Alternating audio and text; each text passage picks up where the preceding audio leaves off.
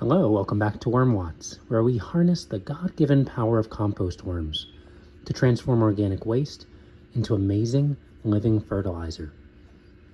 Today we're back in our leftover lovers bin, which is one of our bins of European night crawlers that we are feeding our kitchen scraps. And it's been about a week, maybe, since we last opened this bin. And even as I get into it now, I'd like to focus your attention right here. These are fruit fly pupa casings, and as you can see, they are littered all over the top of this bin, just even in the flaps. And last time we were in this bin, we drilled holes here that we hoped would help with airflow. And I'm also hoping that it helps with just allowing the bin to breathe a little bit, reducing the pest load. But it doesn't look like we're getting much of a break as far as pest load. Look at all of those fruit fly larvae. Man, all over the bin. So this looks like it's going to be a bin that's going to be a problem for a while. And we've got our seedlings starting to sprout up. These are pumpkin seedlings that are sprouting up, and eventually over the course of time they're going to die. But yeah, they're in there and they're sprouting in there. I'll go ahead and pull some of them. Starting to set some roots.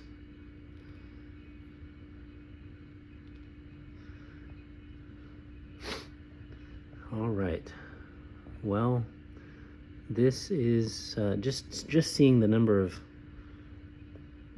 maggots that we have in this bin is kind of disconcerting to begin with, but this is an important marker here. We've been using this to denote that we last fed in that corner. And last time we were here, we fed quite a bit. We fed several banana peels and some molded leftovers and things of that nature. So let's go ahead and see what that's looking like. Go ahead and pull back some of this material and see if we recognize anything down there. Look at these shoots just popping up.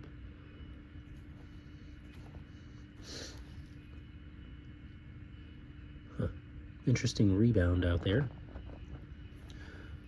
I'm just digging further down. And we're hitting the scraps now. Oh, it's a little bit warm down there. So it does heat up a little bit. Oh wow, here's one of our avocado peels. So that was one that was cut in half. Looks like mites are actually working on that. I'll get you a closer look so that you can take a look and see, but you can see them amid the flies. You can see what appear to be mites in there. So yeah, this is all right. We're going to cover that back up, and this is definitely in the middle of decomposing, so we're going to let it continue to work. But yeah, this is our bin that we're using as an alternative to a traditional garbage disposal system. And I'm hoping actually that we'll be able to see some worms here. I imagine that the worms are probably somewhere close to where all this action is happening, but probably not in the middle of it because of how warm it is. And right in here, whew, what is that? Maybe a grape stem or something? Can't quite tell what that is, but let's see if we can spot some worms. This bin actually arose from our first fruits bin, which was the first bin that we had harvested. And about half of the population of the first fruits bin, which was a well-established worm bin, ended up in here. So I'm expecting that we'll be able to see some worms at some point.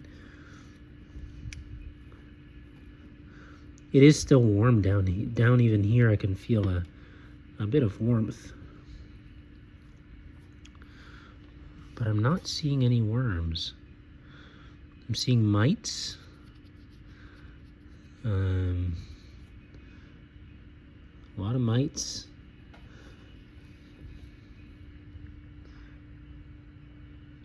Which could definitely be a sign that this bin needs a little bit more more time with these scraps before we add anything else. Mites are usually a sign that your bin is nice and moist. Potentially too moist, but this bin seems all right as far as moisture is concerned. I'm gonna do my squeeze test on it, and I'm not getting any water drip, any liquid dripping out of my hand even when I squeeze it. So I feel like the moisture is fine in here.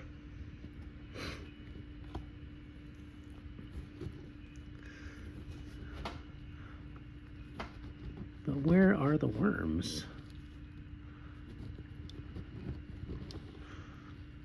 And I didn't continue to dig in the area where we fed last. It's possible that they're on that side already. So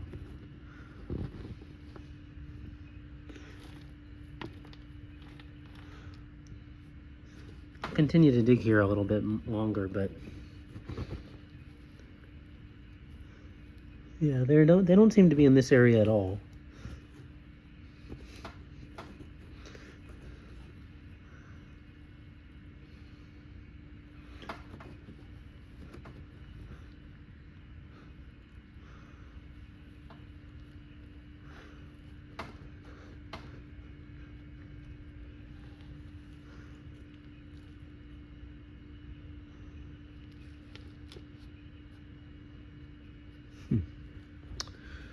Well, I was trying to kind of dig underneath and get to that corner there and see if I can find any worms deeper in there. It's kind of cooler the further down I go.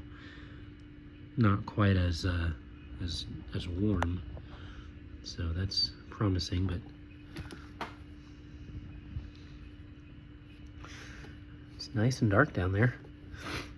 The material it's nice and dark. It's really moist. Again, still not too moist, but it is somewhat moist. Yeah, now I'm digging into food. Whew, and I got the smell too. But no worms that I can see. Oh man, it smells really hidden from that food now. So I was able to dig underneath and come at the food indirectly, but yeah, it doesn't look like looks like I've got any of the worms on that side where we fed. Maybe the heat is keeping them away, which is always a possibility. I just don't know. I feel like there's plenty in this bin that would be able to feed them. Over on this end of the bin, I noticed it's a little bit more mucky. I don't know why. It's possible that this is the part that contained the original castings. So I might expect to see some more worms over here if they prefer their original environment a little bit more.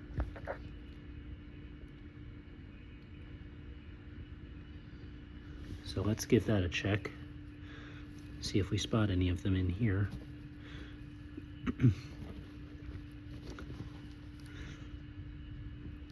It's a lot more muddy on this side.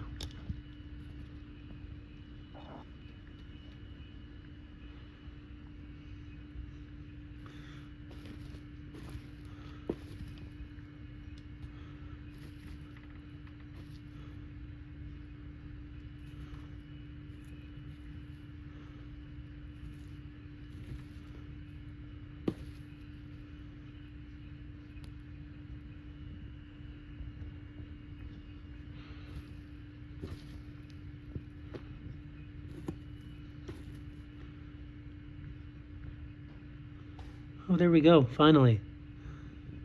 Right here we've got a worm. First one we've noticed in a long time. So there is life in this bin, it's just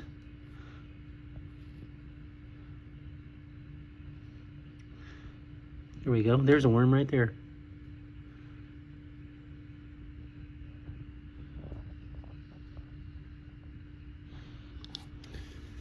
Alright, well the worms are here. Finding them is not the easiest task, but this is our leftover lovers bin, and right now they're not quite living up to their name, but that's okay. They seem to be letting some of that food material really kind of work on breaking down. And one of the things that I will add as a takeaway is that the food scraps that I added in this corner over here, those food scraps were not really broken down in any significant way. They had one of them had a little bit of mold on them, but outside of that, I didn't freeze them. I didn't really chop them super fine. So those are all things. I also didn't ferment them or anything like that. And all of those are things that can help to get the microbial decomposition process started. So since I didn't do any of those things, it's possible that it's going to take the worms some time before they actually migrate over toward that food. So the next time I feed, I'm gonna be going in a clockwise fashion. So next time I feed, it will be on this corner here. And next time I plan to freeze the food scraps prior to burying them into this corner. And I'm hoping that that will get the worms a little bit more interested in that food when it thaws and joins the bin, that it will be easier for them to get over to there and break it down. But in the meantime, we've got a little bit of smell when we dug this up, but outside of that, I couldn't smell anything. When it's covered up, it's actually quite fine. So that's one of the neat things about the bedding, is that it also helps with the smell of the decomposition. And it's really unoffensive when it's buried. So yeah, it's fine until the worms get over there and break it down further. So we'll just go ahead and leave the bin as is. We'll add a little bit of our grit. I'm just going to sprinkle it on top. This is our grit that we use, crushed eggshell. I'm just going to sprinkle that over the top of the bin. Try to be as generous as we can be. It's snowing in October. All right. And with that, we will go ahead and bid a goodbye to the leftover lovers bin.